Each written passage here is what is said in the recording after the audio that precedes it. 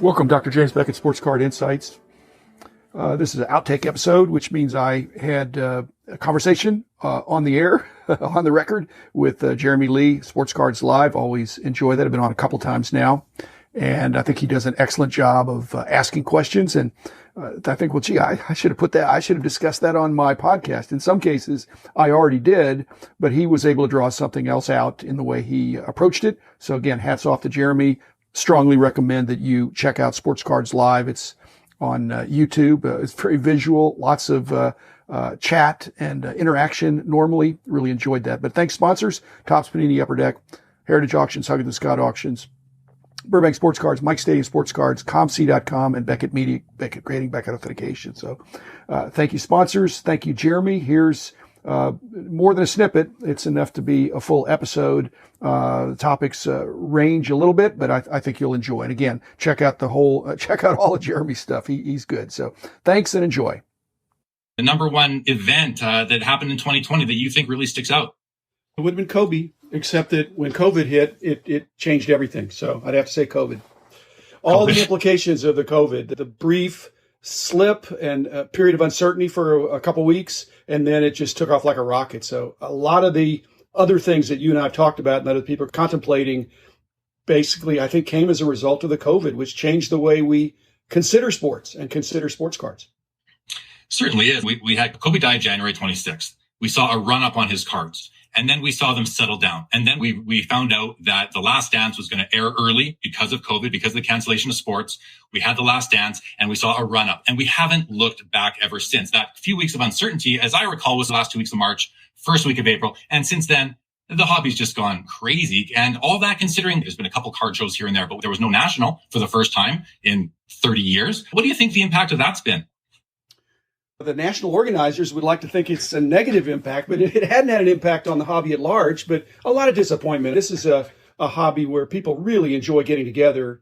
And even though social media and other ways to get together virtually, nothing beats getting together in person. And so that's a once a year opportunity for me to see people I rarely see.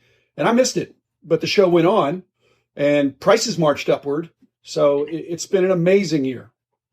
Certainly has been. Along with the little bit of uncertainty at the end of March, beginning of April, we also at that exact time saw the beginning of the Topps Project 2020, which made a big splash. We saw card values skyrocket very temporarily. They were very high for a short amount of time, and then they came back down to earth. When at the outset of that, and when I first started picking up a few cards, I thought to myself, what a wonderful opportunity to bring in art lovers into the hobby, because these 20 artists, they each have pretty much at least 100,000 followers on their socials. And I thought, what a great way to expand the hobby. I wonder if that happened. Did we gain new collectors through the fans of these artists, or did these artists simply gain more fans through sports cards? Any insights into that? All the above, Jeremy. I think that when that came out, it was fresh, it was new. It did add new collectors. It energized some former collectors and current collectors. And as you're trying to do, I'm trying to do, all these different podcasts and content creators are trying to help people understand this industry. It's a little bit complicated. And Topps Project 2020, it started off slow and people thought, what is this? And then all of a sudden it took off. And then people jumped in with more than both feet. And then it cooled off again. And so they were on a roller coaster. But that's the new sports card hobby, where things move fast.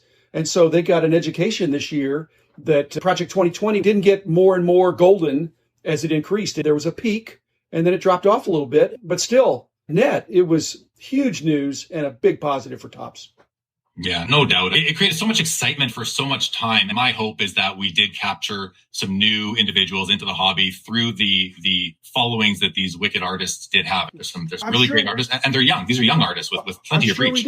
I'm sure we did. And that really led into some of these other things that we can talk about. Some of the celebrity interest and mainstream interest that fed into that, because it wasn't about world record prices. It was about a very high end and classy way to take what most people thought was the old-fashioned baseball card and modernize it with these artists who were super creative. And I thought it was very impressive. You mentioned celebrity involvement. Maybe we should start by talking about StarStock. It's a new buying and selling platform. It focuses on rookie cards, mostly the commodity type of rookie cards. So it's not quite as broad. It's not a COMC, if you will, where COMC holds all the cards under the sun. StarStock has a very specific portfolio of cards that they offer, but they've made a splash. They're all over social media. There's a lot of big fans, and they've had investment now from two pretty big names in the hobby. One athlete, one social media influencer, or his brother. So we're talking about Kevin Durant and AJ Vaynerchuk, brother to Gary Vaynerchuk. What do you think of that? How important was it that StarStock, number one, announced the capital raise, but also announced who the big contributors were and their celebrity status? That's the way the world works now. In social media, you need something that's worthy of going viral and getting some buzz. And so certainly those investors got the attention of a wide stream, and it got mainstream attention. My curious thought, though, Jeremy, about StarStock is that, do you think they wish they would have launched in the year before? Because there was so much stuff going on this year, and they jumped out and they had an exciting new platform. But there was an awful lot of stuff going on. Now, rookie cards have always been strong, and they've been exceptionally strong this year. But so this infusion of capital that was earlier this month was, I think, was refreshing, was further affirmation that our category is not just hot, but it's future hot, because people are voting with their dollars for the infrastructure of our hobby. So, yeah, I think it's a big positive, and I hope they do well. Your question about, do you think StarStock wished they launched in 2019? Yeah, I think they did. I believe their official launch was November 2019, but it takes some time to get their feet under them. But yeah, if they could have launched a year before, I think they would have benefited from the year that just was, for sure. Fractional ownership companies, we've seen these guys also appear and really grab the hobby's attention in a ferocious sort of manner.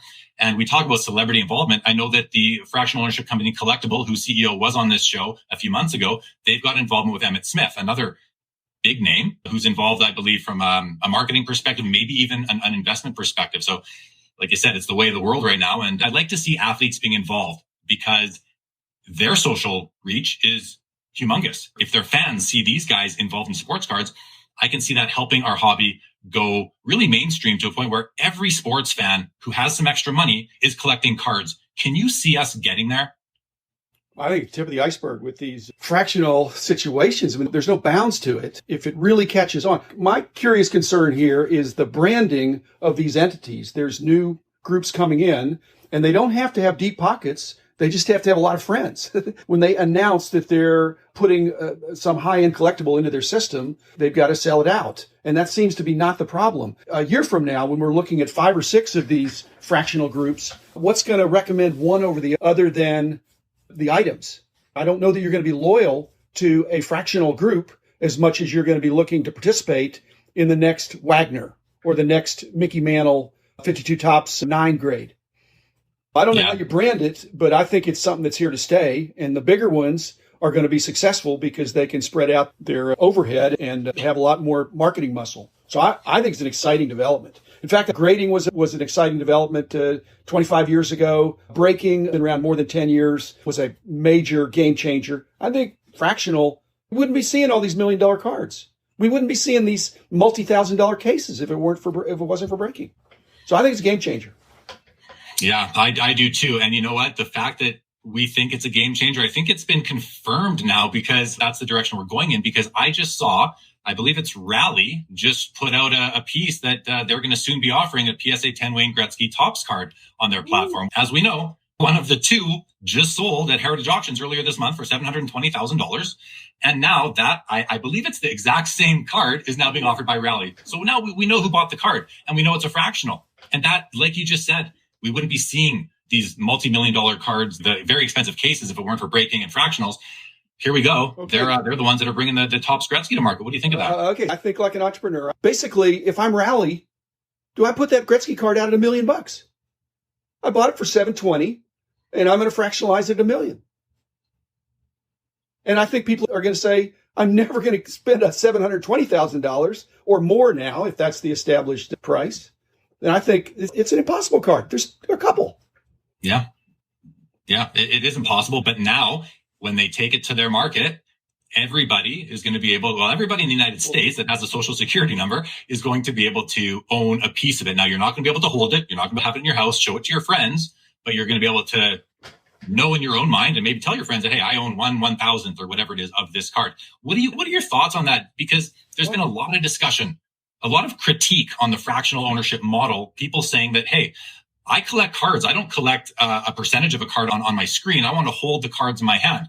Then there's the other faction that says, that's how I want to invest. That's how I want to get into the sports card game because I'm not a collector. I can't be bothered with eBay, with other buying and selling platforms. I just want to do this. It's an investment to me. And then there's people in the middle like myself. I collect cards. I'll never stop, but I'm also willing to throw a few $100 at fractional if I was allowed to. I can't because I'm north of the border and just own small fractions of these cards, which I would be completely okay with. So it comes down to adoption and acceptance by the hobby as it is right now. If you think there's going to be resistance, and who cares? These things sell out in minutes or hours anyway. But how long do you think it'll take for the hobby to accept the fractionals as just a part of the hobby? Okay, here's the interesting sociological experiment that we have now. If that is the same card, then Jeremy, are you interested in owning a 1% of that card for $7,200? Because that's the deal. Okay. But they have to price it more than that because they're in business. So if Rally has it, they're going to sell, let's say a thin margin. If they said you can buy 1/10 of 1% for $800, 1% for 8,000, 100% would then be 800,000. So then people are going to do that math and say, no, wait a minute. I could have bought it for $720, but now it's being resold immediately and packaged as an $800,000, $900,000, $1 million item. And so I think wealthy people are going to do that math and say, it's like arbitrage. You go back and forth and say, what seat do I want to be in this rodeo? Yeah. But again, net, it's fabulous because it's more options, and especially on the high end stuff that people, once you get above $100,000, maybe you get above $10,000, it's beyond 99% of the people's budget. Yeah, for sure. First of all, Rally, they buy a card like that for $720. Any fractional, you buy a card. I believe they're entitled to a lift on it before they fractionalize it, for sure. I mean, that happens. Everybody. It will be visible. People can do the math. Whereas these other cards that they put in, you don't know what they got them for. The collectible group, they've made this deal with Sports Immortals, the Platts, and we don't know what the basis is. This is the first time we can say, okay, that's the same card. This is how that works. Yeah, fair. It's good that we have transparency in that now, where they're taking cards from private collectors and bringing them in. And then all you really have are comps. And hopefully you have comps and they've based them on fair comps, taken a fair lift, and moved on from there. This Gretzky card, obviously we know where it came from. You mentioned, would I want to own 1% of this card for $7,200 or $8,000 or whatever it is? The thing is that I believe you're always going to get a better deal when you buy in bulk. Buying in bulk in this case was buying the card all at once. If you're going to take one piece of it, you're going to pay a bit more because you always get a deal when you buy something in bulk. And that's what buying a card, 100% of a card would now be bulk for that particular card, if it's a card that would be a candidate of fractional ownership. But what do you think, Jim? You've been in the hobby a very long time. Do you think collectors are going to just accept it and say, hey, it's a part of the hobby now, and it's driving a lot of the values in the hobby? Are we going to be okay with it as a hobby? You see what is happening, the trends in the industry. There's another trend, and that's toward these vaults, which is the kind of the cousin of the fractional. It's owning something without possessing it. So whether you own 1% of it or 100% of it, if you can't show it to somebody because it's in a vault somewhere else, then what does it matter? But you'd have the digital representation. You can say, hey, I own this or I own 1% of this. So I think that ship, I think, has sailed. I think we live in a virtual world where people show their collections, and their collections can include stuff that is at the bank. I have some nice cards that are in a bank vault. I know a lot of guys that have that, but I can go get it, but it's a little bit of a headache to go get it, but it's not out of state. I think the fractional, the vaults, all that stuff, people have realized that these are assets worth protecting. And as such, they're going to be treated like some people have fine jewelry that's kept in a safe deposit box or in a safe and only brought out when you need it. I think I'm leaning the same way. The world is changing. The world has changed dramatically in 2020, and the hobby, we got to keep up. And this is a part of it. It's part of the evolution of the hobby. And it isn't necessarily a new thing. There have been people investing together in buckets of sports cards for many years. This has just been formalized under a semi-regulated environment. And hopefully these guys that are running these companies are going to do a bang-up job on it and keep the integrity at that level of the hobby. I think we need it there because it's these cards that are making headlines. That's the branding that matters. Because all these fractional companies are probably not created equal, and hopefully they're all extremely reputable and have deep enough pockets to weather cash outs or things that would happen. But that would be the first distinguishing factor, is if a fractional group was underfinanced, that wouldn't be good. So I want somebody that's got a lot of cards, deep pockets, a lot of staying power. That's why the bigger brands can, but It could be within our industry or out in other industries.